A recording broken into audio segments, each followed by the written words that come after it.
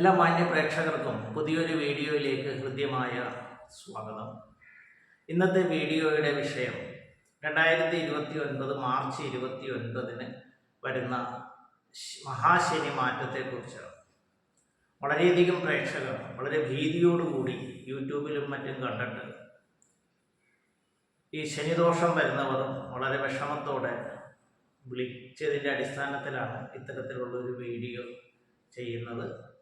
ശനിയുടെ രാശിമാറ്റം മൂലം ചിങ്ങൻ രാശിക്കാർക്ക് ഉണ്ടാകുന്ന ഫലങ്ങളെക്കുറിച്ചാണ് ഇന്നത്തെ വീഡിയോയിൽ പ്രതിപാദിക്കുന്നത്.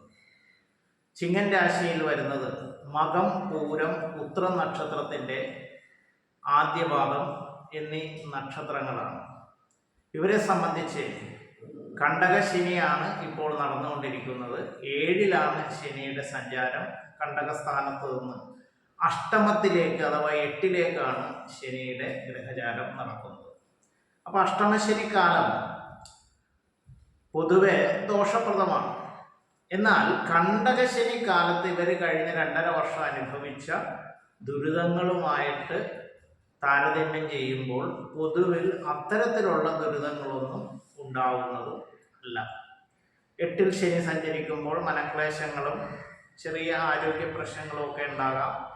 എന്നാൽ ഈ കഴിഞ്ഞ 2.5 വർഷം ഈ രാശിക്കാർ അനുഭവിച്ചു കൊണ്ടിരുന്നത് പലതരത്തിലുള്ള, അതായത് ദാമ്പത്യപരമായ പ്രയാസങ്ങൾ ഉണ്ടായിരുന്നു, സന്താന വിഷയങ്ങളുമായി ബന്ധപ്പെട്ട് പല വിഷയങ്ങളുണ്ടായിരുന്നു. ഇത്തരത്തിലുള്ള പ്രതിസന്ധികളൊന്നും ഈ രാശിക്കാരെ ബാധിക്കുന്നതല്ല എന്നറിയുക. എന്നാലും കുറച്ച് പ്രയാസങ്ങളും ബുദ്ധിമുട്ടുകളും ഒക്കെ ഉണ്ടാകും.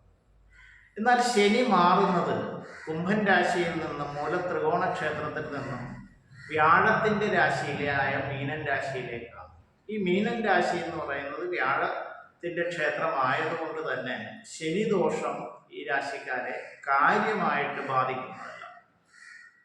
പിന്നെ നിങ്ങളുടെ ജാതകത്തിൽ ശനി ബലവാനാണെങ്കിൽ, അതായത് തുലാൻ രാശിയിലോ മകരം കുംഭം രാശിയിലോ ഒക്കെയാണ് നിൽക്കുന്നതെന്നുണ്ടെങ്കിലും ശനിദോഷം കാര്യമായിട്ട് ബാധിക്കുന്നതല്ല. കൂടാതെ നിങ്ങളുടെ ജാതകം പരിശോധിച്ച് നിങ്ങൾക്കിപ്പോൾ നടന്നുകൊണ്ടിരിക്കുന്ന ദശാകാലങ്ങൾ നല്ല ദശാകാലമോ നല്ല ദശയുടെ ശുഭഗ്രഹങ്ങളുടെ അപഹാരകാലമൊക്കെ ആണെന്നുണ്ടെങ്കിലും ഇത് കാര്യമായിട്ട് ബാധിക്കുന്നതല്ല എന്ന് മാന്യ പ്രേക്ഷകർ, പ്രത്യേകിച്ച് ചിങ്ങൻ രാശിക്കാർ മനസ്സിലാക്കുക. അപ്പം നിങ്ങൾ ചെയ്യേണ്ടത്, ഇങ്ങനെ ഒരു ഇതായതുകൊണ്ട് വളരെയധികം ആരോഗ്യപരമായിട്ടും മാനസികമായിട്ടൊക്കെ വളരെയധികം കരുതലോടെ മുന്നോട്ട് പോയാൽ മതി. അല്ലാതെ വലിയ പ്രയാസങ്ങളൊന്നുമില്ല. ശനിദോഷ പരിഹാരത്തിനായിട്ട് ശനിയാഴ്ചകൾ ശാസ്താക്ഷേത്ര നടയിൽ എള്ളുതിരി തെളിക്കുക, മഹാദേവ ക്ഷേത്രം നടത്തി പ്രാർത്ഥിക്കുക, ഹനുമാൻ സ്വാമി ക്ഷേത്രം ദർശനം നടത്തി പ്രാർത്ഥിക്കുക. എവിടെയെങ്കിലും പോയി പ്രാർത്ഥിച്ചാൽ മതി. 3 സ്ഥലത്തും പോകണമെന്നില്ല, പോയാലും കുഴപ്പമൊന്നുമില്ല.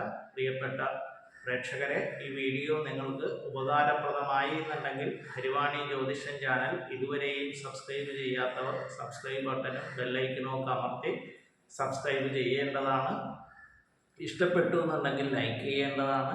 നിങ്ങളുടെ സുഹൃത്തുക്കൾക്കും പ്രിയപ്പെട്ടവർക്കും ഷെയർ ചെയ്യണമെന്ന് അഭ്യർത്ഥിച്ചുകൊണ്ടും മറ്റൊരു വിഷയവുമായി കണ്ടുമുട്ടുന്നതുവരെ എല്ലാവർക്കും നന്ദി, നമസ്കാരം.